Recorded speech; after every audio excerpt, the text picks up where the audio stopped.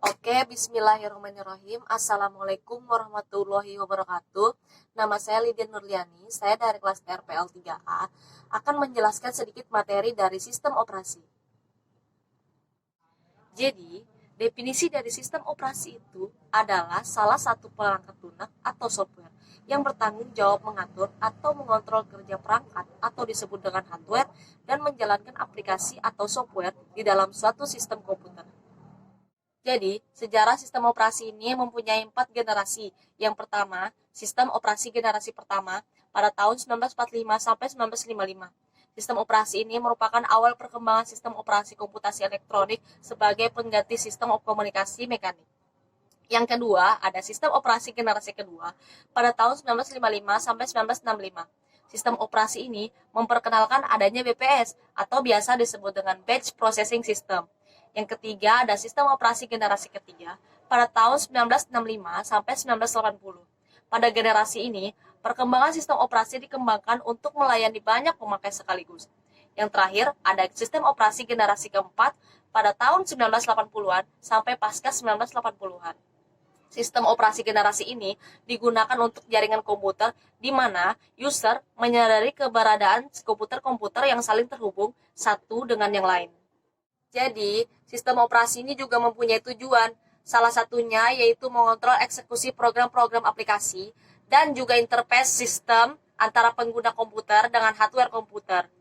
Sistem operasi ini juga mempunyai contoh. Salah satunya yaitu Microsoft, Linux, Android, Macintosh, dan lebih banyak lagi. Sistem operasi juga mempunyai fungsi. Yang pertama, menjalankan operasi dasar. Yang kedua, mengatur kerja hardware dan software. Yang ketiga, wadah program atau aplikasi. Yang keempat, menyajikan tampilan. Yang kelima, mengkoordinasi kerja perangkat komputer. Yang keenam, mengoptimalkan fungsi perangkat komputer. Dan yang terakhir, mengawasi dan melindungi jalannya suatu fungsi program. Adanya komponen juga dalam sistem operasi ini. Yang pertama yaitu manajemen proses dan yang kedua manajemen memori utama. Oke, sekarang kita lanjut ke materi 2. Materi 2 tentang hardware. Hardware terbagi menjadi 3, yaitu input, proses, dan output. Input adalah perangkat keras yang digunakan untuk memasukkan perintah dari pengguna yang akan diproses oleh komputer. Contohnya mouse, keyboard. Yang kedua ada proses. Proses adalah perangkat keras yang digunakan untuk proses dari pengguna. Dan yang terakhir ada output. Output adalah menampilkan hasil yang sudah dikelola dari komputer. Contoh output adalah printer, speaker, monitor, dan lain-lain. Jadi, hardware itu juga mempunyai beberapa macam. Yang pertama ada CPU atau biasa disebut dengan Central Processing Unit. Yang kedua ada monitor.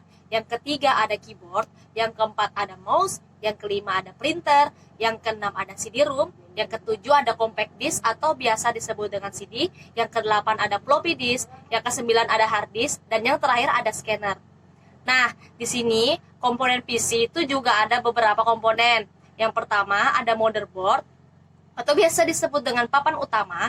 Yang kedua ada prosesor. Yang ketiga ada random access memory atau biasa disebut dengan RAM. Yang keempat ada video graphic array atau biasa disebut dengan VGA. Yang kelima ada hard disk drive atau biasa disebut dengan hard disk. Yang keenam ada optical disk drive. Dan yang ketujuh ada power supply unit. Hardware ini juga harus dioptimalkan loh. Yang pertama fungsinya adalah upgrade hardware. Yang kedua bisa menambah memori. Yang ketiga bisa menambah space hard disk. Yang keempat ada overclock atau biasa disebut dengan unlock prosesor. Yang kelima ada periksa dan perbaiki kondisi hardware. Dan yang terakhir bisa membersihkan kotoran yang menempel pada hardware. Nah, di sini saya akan menjelaskan sedikit tentang software. Nah, software ini terbagi menjadi 2. Yang pertama ada software system dan software aplikasi. Software system ini contohnya sistem operasi, utility, dan bahasa pemrograman. Yang kedua ada software aplikasi. Contoh software ini misalnya pengolahan kata, pengolahan angka, pengolahan data, multimedia, komunikasi dan internet, pendidikan dan game, perancangan gambar, dan aplikasi antivirus. Oke, lanjut ke materi 3 yaitu konsep proses sistem operasi. Jadi, proses pada sistem operasi adalah program yang sedang dieksekusi merupakan unit kerja terkecil yang secara individu memiliki sumber daya yang dijadwalkan oleh sistem operasi. Nah, proses sendiri adalah sebuah program yang mencakup program counter, register, dan variabel di dalamnya. Sedangkan sistem operasi yaitu mengeksekusi proses dengan dua cara. Yang pertama, batch system yang mengeksekusi jobs, dan yang kedua, time share sistem yang mengatur pengeksekusian program user atau task. Proses sistem operasi Unix yaitu sistem operasi Unix ini mempunyai sistem call for yang berfungsi untuk membuat proses baru.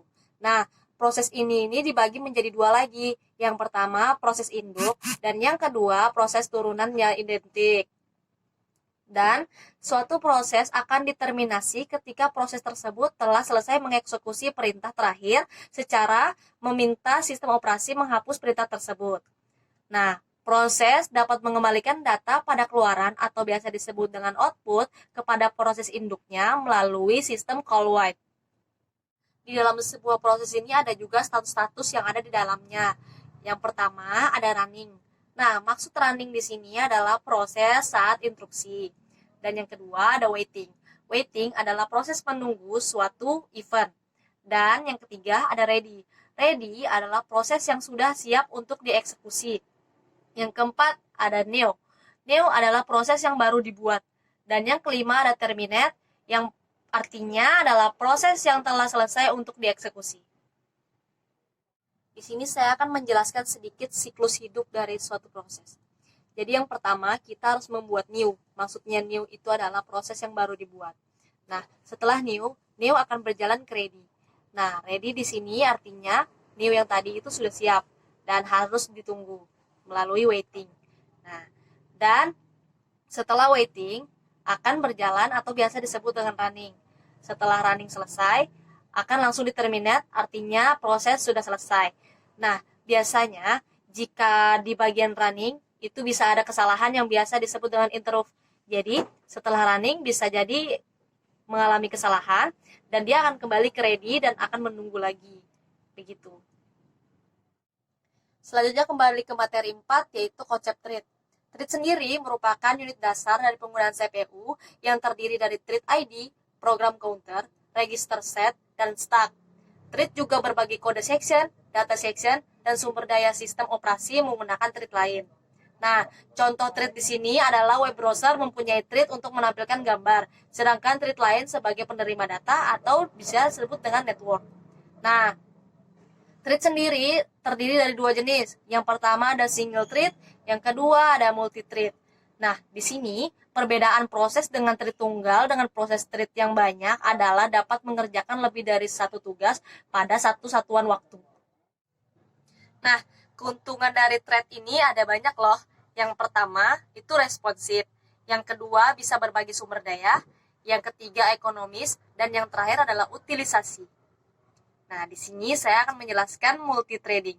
Jadi, multithreading ini terdapat dua jenis. Yang pertama, thread pengguna. Yang kedua, dan thread kernel. Yang pertama, thread pengguna. Thread pengguna ini adalah thread yang pengaturannya dilakukan oleh pustaka thread pada tingkatan pengguna. Dan yang kedua, thread kernel. Thread kernel ini adalah thread yang didukung langsung oleh kernelnya sendiri.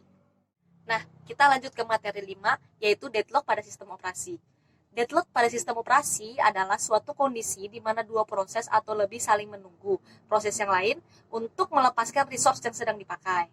Nah, deadlock ini juga adalah masalah yang biasa terjadi ketika banyak proses yang hanya membagi sebuah resource yang boleh dirubah satu proses dalam satu waktu.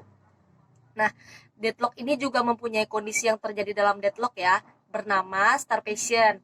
Jadi, starvation ini yaitu proses yang kekurangan resource yang tidak akan pernah mendapat resource yang dibutuhkan. Namun, starvation ini juga bisa terjadi pada deadlock.